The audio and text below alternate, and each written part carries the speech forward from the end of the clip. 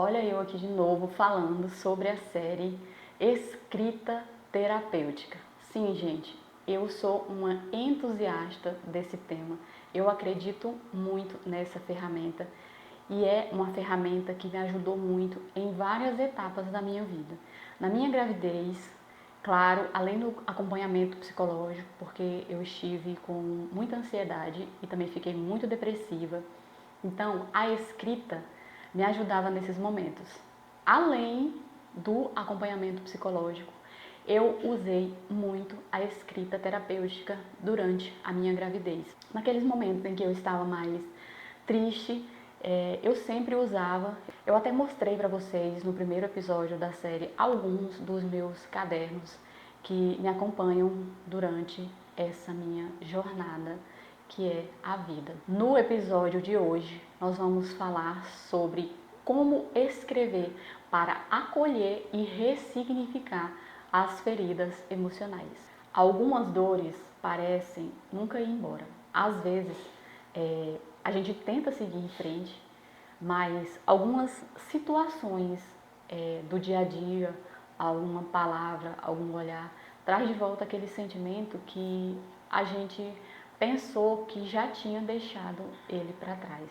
E é justamente isso que eu quero te mostrar hoje, que uma simples folha em branco, ela pode te ajudar a acolher essas emoções. E é justamente isso que eu quero te mostrar, que uma simples folha em branco pode te ajudar a olhar para essas emoções com mais consciência, com mais gentileza e com mais acolhimento. A escrita terapêutica, ela não é uma mágica, ela é um exercício. Claro que ela não dispensa o acompanhamento de um profissional quando necessário. As feridas emocionais são aquelas experiências que deixaram marcas profundas nas nossas vidas. Às vezes, elas vêm nos acompanhando durante toda a nossa trajetória. Uma traição, uma humilhação, e isso não desaparece com o tempo, como muitas pessoas acreditam. Quando eu era criança, eu passei por muita necessidade. Eu e meus irmãos, nós passamos fome. Nós ficamos órfãos, eu tinha 3 anos, a minha irmã mais nova, ela ainda estava na barriga da minha mãe. Ela nasceu na visita de 7º dia.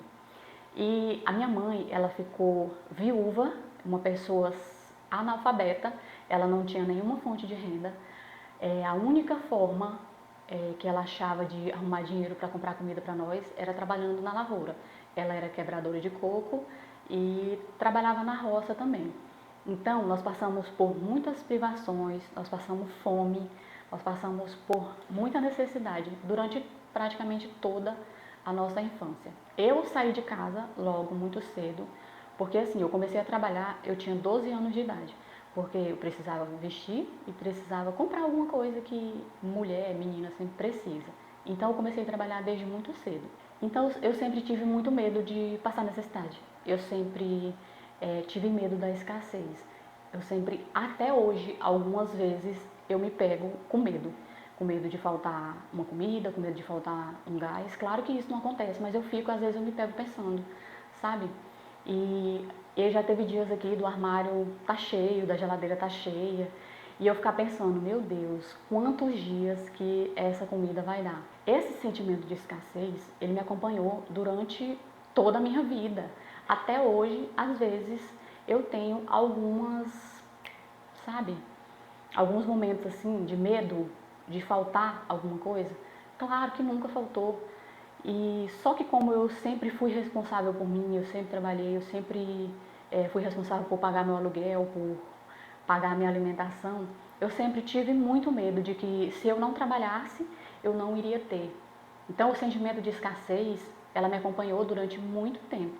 E isso foi uma ferida que veio sobre a minha vida desde lá atrás, desde muito cedo, desde a infância, pela privação de comida, pelas todas as necessidades financeiras que nós passamos, eu e meus irmãos e a minha mãe, durante toda essa fase ali da nossa vida.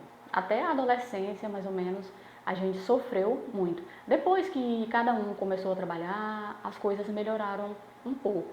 Só que o sentimento de escassez, o medo de passar necessidade, de passar fome, sempre me acompanhou. Essas emoções, elas permanecem lá, escondidas, e elas influenciam nos nossos pensamentos e nas nossas decisões. E o que acontece quando nós ignoramos essas dores?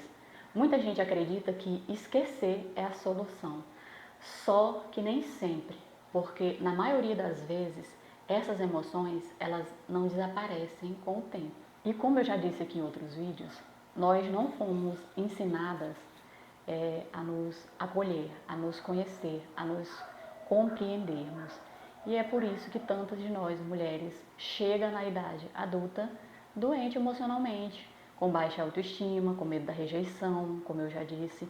Às vezes tem muita mulher que não consegue engajar um relacionamento, porque ela já teve um relacionamento ruim no passado com um cara que foi um escroto, ela pensa que o próximo também vai ser igual.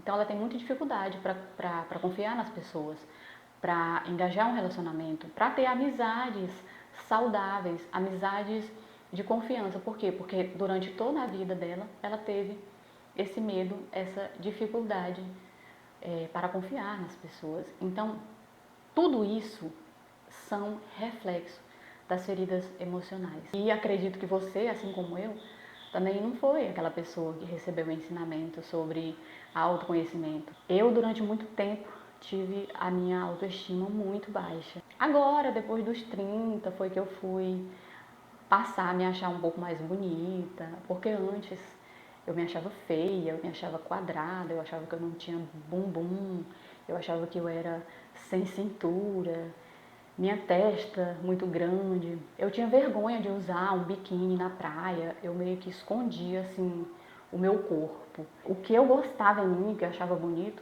eram os meus seios. Então eu usava muito decote para valorizar os seios, para chamar atenção naquilo que eu achava bonito. Hoje eu vejo que isso foi um erro e que hoje eu não faria nada disso, sabe? Porque a gente tem que gostar, porque nós temos que gostar de nós mesmos, é aqui, é de dentro para fora, não é no externo. E hoje eu tenho total consciência. A primeira mudança começa quando nós tomamos consciência de quem nós somos e de qual é a nossa marca, de qual é o nosso propósito e o que nós queremos fazer para o mundo e no mundo. E como a escrita vai te ajudar a acolher e ressignificar as feridas emocionais. Você vai ter um caderninho onde ali vai ser o seu diário de bordo. Nesse caderno, você vai ter total confiança para você se abrir, porque lá você não vai ter medo de julgamentos, você não vai ter medo de rejeição, porque lá você vai se sentir totalmente segura. O nosso caderno, ele é uma fonte de total confiança. Você pode confiar de olhos fechados, porque ele é só seu. Ali você pode abrir o seu coração e contar todos os seus segredos. Lá não vai ter ninguém para te ajudar. Você não precisa se preocupar com a gramática, com a sua letra, se a sua letra é feia, se a sua letra é bonita. E ali naquele caderno, naquele diário de bordo, onde você vai estar analisando a sua vida, os seus comportamentos, os seus pensamentos, você vai conseguir organizar os seus pensamentos. Você vai conseguir ter mais clareza mental sobre as suas emoções. E a tristeza, gente, ela não vai sumir imediatamente, logo que você começar a escrever.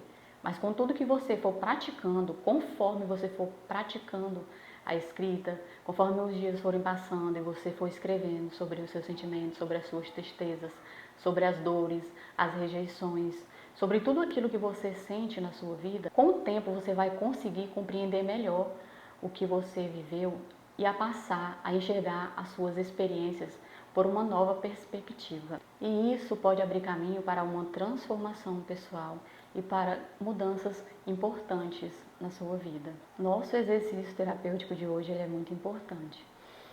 Respire profundamente, pegue um caderno e uma caneta e responda às seguintes perguntas. Qual a lembrança ainda me machuca quando eu penso nela? O que eu gostaria de ter dito naquela situação?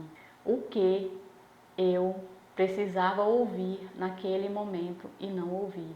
E a última, e muito importante, e o que essa situação me ensinou sobre mim mesma? Escreva sem medos, sem julgamentos, e se durante o exercício surgirem emoções muito fortes, respeite o seu tempo e dê uma pausa. Eu gostaria de reservar esse momento para a nossa reflexão final. Existe uma frase que diz: as feridas emocionais, elas costumam dirigir a nossa vida em silêncio. Talvez você passou a vida inteira tentando esquecer algumas experiências ruins. E tentar esquecer, às vezes, não é a melhor opção. O que eu gostaria de te lembrar nesse momento é que tentar esquecer, às vezes, não é o suficiente. O melhor é compreender, acolher e nomear as nossas dores. E hoje você já deu um passo muito importante para construir uma nova relação com a sua própria história.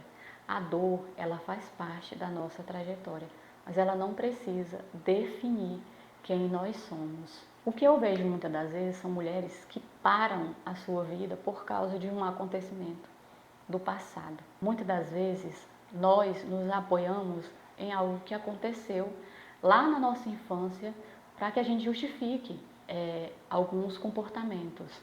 Eu vejo mulheres que às vezes não conseguem manter um relacionamento ou acabam se separando por causa de um sentimento que aconteceu lá atrás, ou que simplesmente não tomam atitude nenhuma justificando alguma ausência de carinho, de afeto que teve no passado.